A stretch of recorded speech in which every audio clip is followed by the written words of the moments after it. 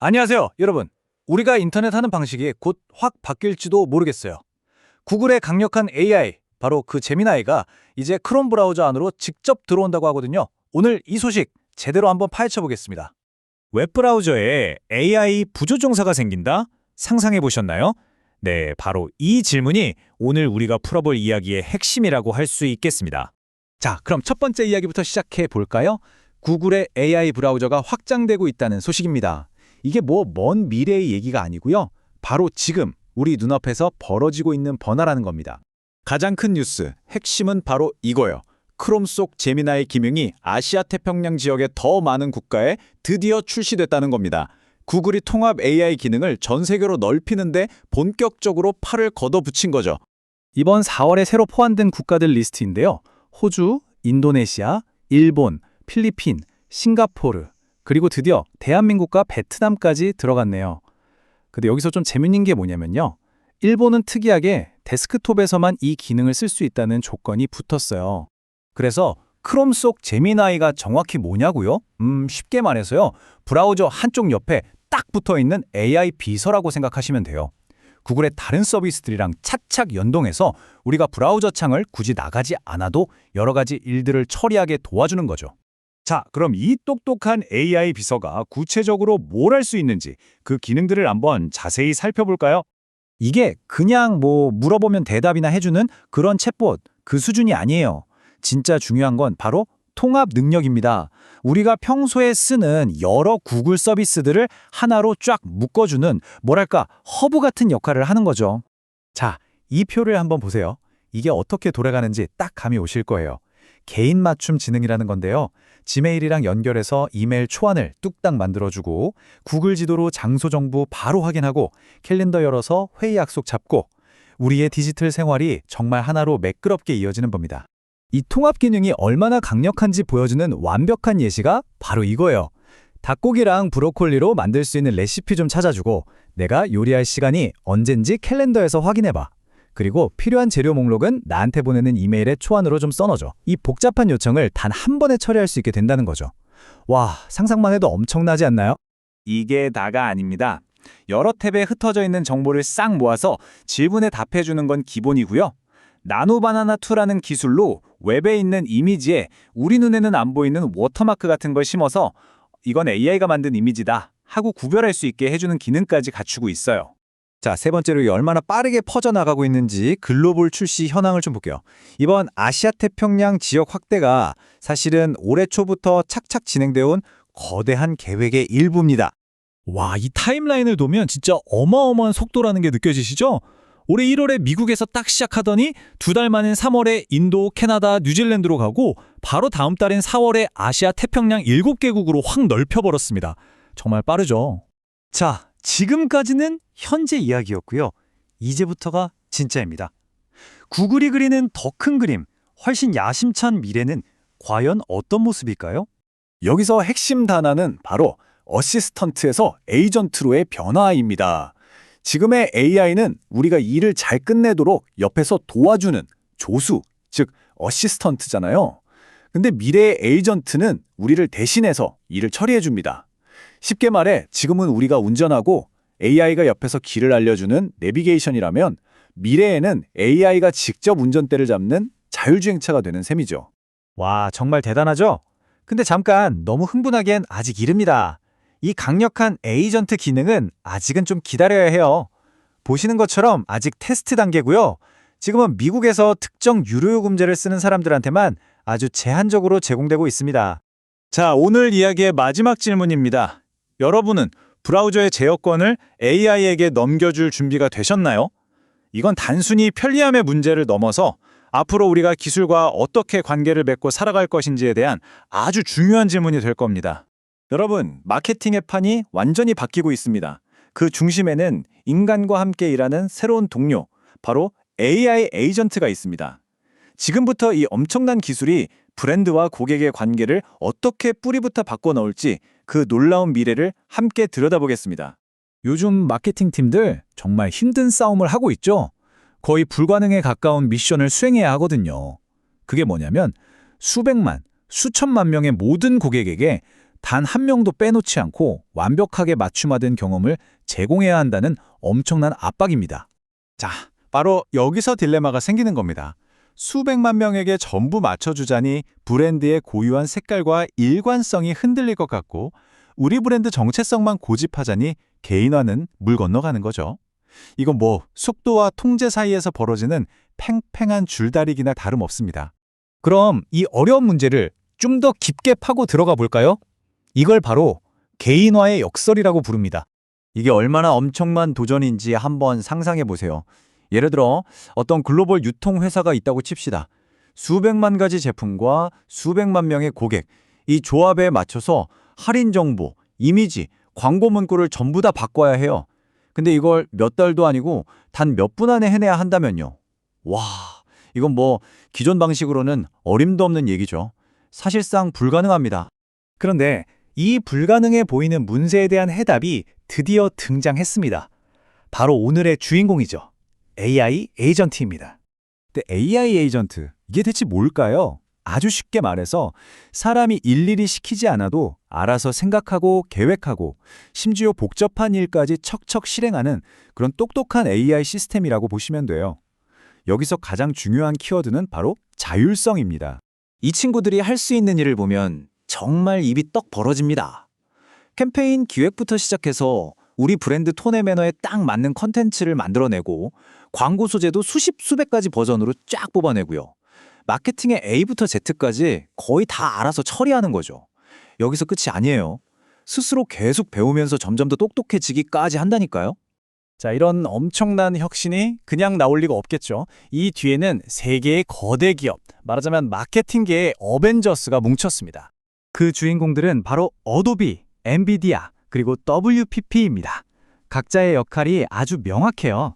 어도비가 크리에이티브와 고객 경험이라는 판을 깔아주면 엔비디아는 강력한 AI 엔진을 제공하고 WP는 여기에 수십 년간 쌓아온 글로벌 마케팅 노하우를 쏟아붓는 거죠. 정말 완벽한 드림팀 아닌가요? 그럼 이 드림팀이 어떻게 협력하는지 좀 더 자세히 볼까요? 먼저 어도비가 크리에이티브 작업의 전체 지휘를 맡습니다. 그럼 엔비디아가 오픈CL이라는 아주 중요한 기술로 AI 에이전트가 안전하게 뛰어놀 수 있는 놀이터를 만들어주는 거예요. 마지막으로 WPP가 자, 이 기술을 실제 마케팅 현장에선 이렇게 써야 해 하고 방향을 잡아주는 거죠. 그래야 진짜 문제를 해결할 수 있으니까요. 자, 이제 어쩌면 오늘 이야기에서 가장 중요한 부분일지도 모릅니다. 어떻게 이렇게 빠른 자동화를 하면서 동시에 안전까지 챙길 수 있었을까요? 그 비밀을 한번 파헤쳐보죠. 원래 속도를 내면 안전이 걱정되고 안전만 챙기다 보면 속도가 안 나고 이게 당연한 거였잖아요. 둘 중 하나는 포기해야만 했죠. 그런데 이 새로운 방식은 그 공식을 완전히 깨버렸습니다. 이제는 속도와 안전, 두 마리 토끼를 다 잡을 수 있는 시대가 온 겁니다. 근데 왜 이렇게까지 안전, 즉 거버넌스를 강조하는 걸까요? 한번 생각해 보세요. AI 에이전트가 우리 회사에 아주 민감한 고객 데이터에 접근하고 심지어 직접 광고를 내보내는 등의 행동을 하잖아요. 만약 아무런 규칙 없이 제멋대로 움직인다면 상상만 해도 끔찍하죠. 그래서 모든 행동의 규정을 지키고 우리 브랜드에 해를 끼치지 않도록 명확한 규칙이 반드시 필요한 겁니다. 이런 안전장치 역할을 해주는 게 바로 엔비디아의 오픈쉘 기술인데요. 작동 방식은 이렇습니다. 첫째, AI 에이전트를 격리된 안전한 공간, 일종의 샌드박스 안에서만 놀게 하는 거예요. 둘째, 정해진 규칙을 어기려고 하면 딱 막아서 강제하는 거죠. 이 선은 절대 넘지 마 하고요. 마지막으로 모든 활동을 꼼꼼히 기록해서 나중에 언제든 감사할 수 있게 합니다. 이러니 완전히 투명하고 믿을 수 있겠죠?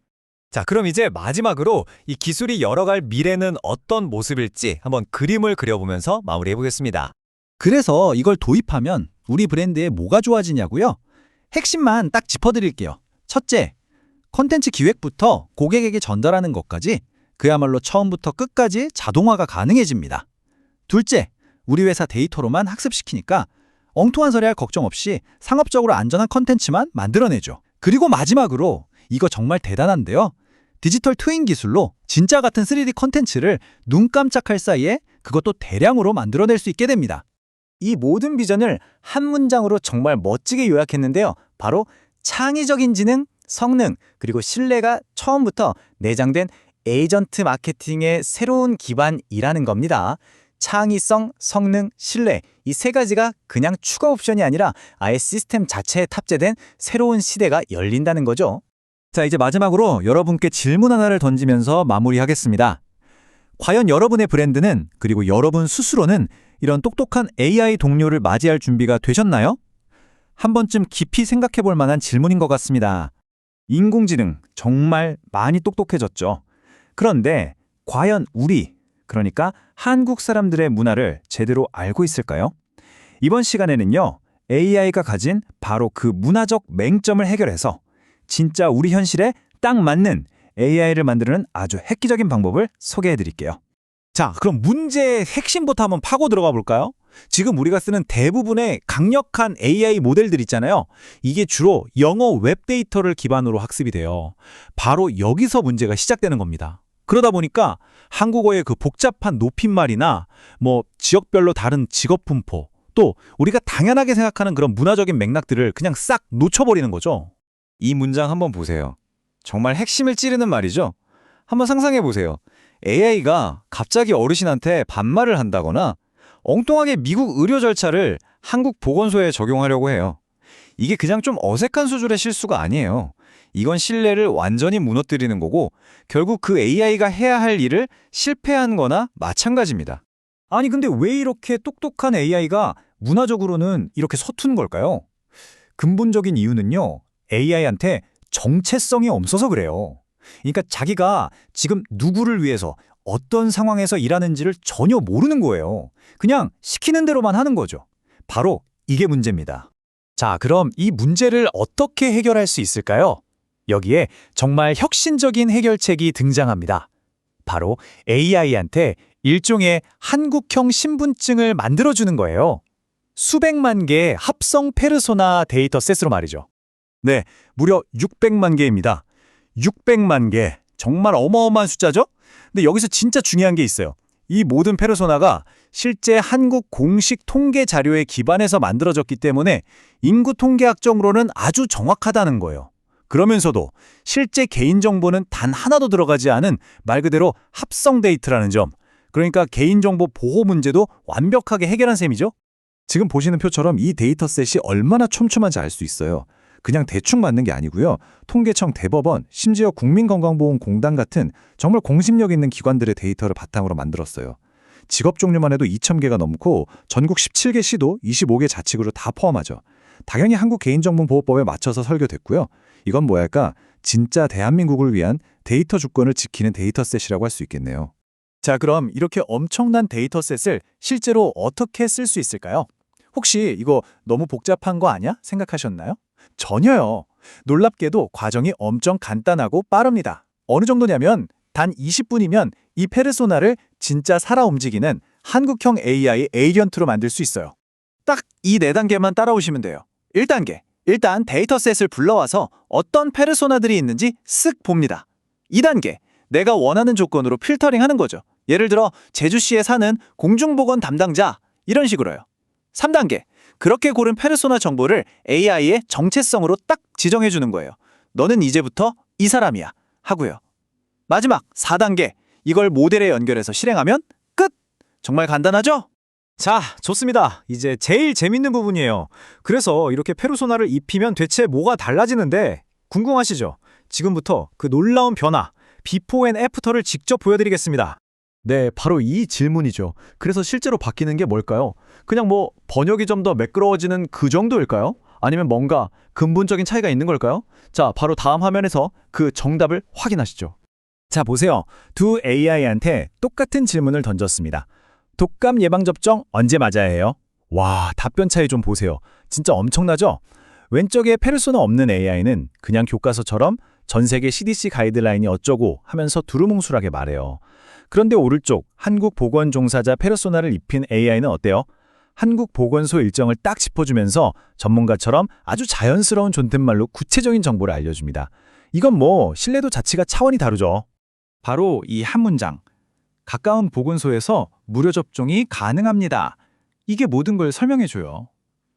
이건 그냥 정보를 번역한 게 아니에요. 한국의 공중보건 시스템이라는 아주 구체적인 맥락을 이해했기 때문에 나올 수 있는 답변인 거죠. 사용자한테 진짜 도움이 되는 정보요. 바로 이런 디테일이 사용자의 신뢰를 얻는 핵심 아니겠어요? 그리고요, 이 놀라운 방법이 비단 한국에만 해당하는 얘기가 아닙니다. 이건 이제 한 나라를 넘어서 신뢰할 수 있는 AI를 만드는 새로운 글로벌 표준으로 자리 잡고 있어요. 보세요. 한국뿐만이 아니죠. 미국, 일본, 인도, 싱가포르, 브라질, 프랑스까지 전 세계의 여러 나라에서 이미 이 페르소나 데이터셋을 만들고 있어요. 각 나라의 문화와 현실을 제대로 반영하는 AI를 만들려는 이런 전 세계적인 노력의 하나라고 보시면 됩니다. 자, 마지막으로 여러분께 이 질문을 한번 던져보고 싶습니다. 만약 AI가 자기가 누구를 위해서 일하는지 어떤 상황에 있는지도 모른다면 우리가 과연 그런 AI를 진짜로 믿을 수 있을까요? 결국 기술을 넘어서 신뢰로 가기 위한 가장 중요한 열쇠는 바로 정체성이 아닐까 싶습니다. AI가 체스 챔피언처럼 수십, 수백, 수앞을 내다보게 만들려면 어떻게 해야 할까요? 그냥 눈앞에 이익만 좇는 게 아니라 정말 현명한 장기 계획을 세우게 하는 거죠. 이번 시간에는 바로 그 어려운 문제를 해결하기 위해 등장한 GRASP라는 아주 흥미로운 방법론에 대해 자세히 파헤쳐 보겠습니다. 자, 그럼 본격적으로 한번 시작해 볼까요? AI가 미래를 계획한다는 게 대체 무슨 의미인지, 그리고 왜 그렇게 먼 미래를 내다보는 게 어려운 과제인지 그 흥미진진한 세계로 여러분을 안내하겠습니다. 사람이 미래를 계획하려면 먼저 머릿속으로 만약 이렇게 하면 어떻게 될까? 하고 상상해봐야 하잖아요. AI도 마찬가지입니다. 미래를 시뮬레이션할 수 있는 자신만의 방법이 필요한데 바로 여기서 월드 모델이라는 개념이 등장합니다. 이 월드 모델이라는 건 쉽게 말해서 AI의 뇌 속에 들어있는 작은 가상세계 또는 현실 세계를 흉내내는 일종의 물리 엔진 같은 거라고 생각하시면 돼요. 수많은 데이터를 통해서 학습한 거죠. 덕분에 AI는 만약에 내가 이 행동을 하면 그 다음엔 무슨 일이 벌어질까? 이걸 스스로 시뮬레이션 해보고 결과를 예측할 수 있게 됩니다. 그런데 이렇게 미래를 내다보는 시뮬레이터를 가졌다고 해서 문제가 다 해결되는 건 아니에요. 사실 이건 전투의 절반에 불과합니다. 왜냐하면 이 시뮬레이터를 사용해서 아주 먼 미래, 예를 들어 100단계 앞을 계획하는 건 생각보다 훨씬 더 까다롭고 불안정하거든요. 여기에는 크게 두 가지 핵심적인 이유가 있습니다. 한번 생각해 보세요. 계획의 기간, 그러니까 내다봐야 하는 미래가 길어질수록 최적의 해답이 복잡해집니다. 당장 목표로 직진하는 게 아니라 때로는 목표에서 잠시 멀어지는 것처럼 보이는 길을 택해야만 최종적으로 성공할 수 있는 거죠. 마치 큰 벽을 돌아가는 것처럼요. 이게 바로 최적화 문제를 훨씬 더 어렵게 만드는 요인입니다. 첫 번째 문제는 AI가 아주 긴 행동 순서를 시뮬레이션할 때 발생합니다. 학습에 필요한 수학적인 신호, 즉 그레디언트라는 게 있는데요. 이게 너무 많은 단계를 거치다 보면 마치 말 전달하기 게임처럼 원래의 의미가 완전히 왜곡되거나 아예 사라져버려요. 결국 맨 처음에 어떤 행동을 해야 할지에 대한 학습 신호가 0이 되거나 무한대로 폭발해버려서 최적화 자체가 불가능해지는 거죠. 그리고 두 번째 문제는 가장 효율적인 길이 종종 우리의 직관에 반하는 행동을 요구한다는 겁니다. 예를 들어 더 빠른 고속도로를 타기 위해서 일부러 반대 방향으로 잠시 돌아가야 하는 경우처럼요. AI도 마찬가지로 장기적인 목표를 달성하려면 당장은 손해처럼 보이는 행동을 해야 할 때가 많습니다. 이런 수많은 함정들을 피해서 최적의 길을 찾는 건 정말 어려운 일이죠. 물론 연구자들도 이런 문제들을 가만히 보고만 있지는 않았습니다. 이 문제들을 피할 수 있는 아주 기발한 방법을 생각해냈죠. 하지만 이 방법은 또 다른 어쩌면 더 미묘하고 까다로운 문제를 만들어냈습니다. 기존의 전통적인 방식은 그냥 한 번에 한 단계씩 순서대로 계획하는 거였어요. 이거 해보고 결과 보고 다음 거 해보고 이런 식이죠. 당연히 엄청나게 느리고 앞서 말씀드린 그레디언트가 사라지는 문제에서 자유로울 수가 없었습니다. 그래서 나온 해결책이 바로 콜로케이션이라는 건데요. 이건 아예 접근 방식을 바꾼 겁니다. 한 단계씩 보는 게 아니라 전체 계획을 하나의 커다란 퍼즐이라고 생각하고 모든 조각을 한 번에 맞춰보는 거예요. 당연히 계산을 병렬로 처리할 수 있으니까 엄청나게 빠르고 여러 단계를 거치면서 생기는 그레디언트 문제도 피할 수 있었죠. 와, 이거 들어보면 거의 완벽한 해결책 같지 않나요? 엄청 빠르고 기존의 문제점도 해결하고요. 하지만 여기에는 아주 교묘한 함정이 숨어 있었습니다. 과연 뭘까요? 바로 적대적 취약성이라는 문제입니다. 이게 뭐냐면 딥러닝 모델이 자기가 학습하지 않은 좀 낯선 데이터에 대해서는 어처구니 없는 실수를 저지를 수 있다는 건데요. 콜로케이션 방식은 계획자가 AI의 월드 모델을 속일 수 있는 꼼수, 즉 이런 적대적 예제를 너무나 쉽게 찾아낼 수 있다는 치명적인 약점이 있었습니다. 가장 유명한 예시가 바로 이 판다 사진이죠.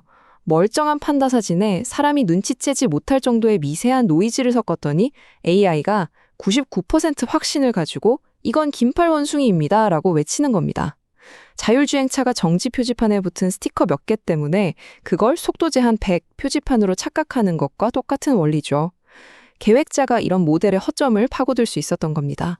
자, 바로 이 지점에서 우리는 GASP라는 새로운 계획자, 이 문제의 해결사가 등장하는 순간을 목격하게 됩니다.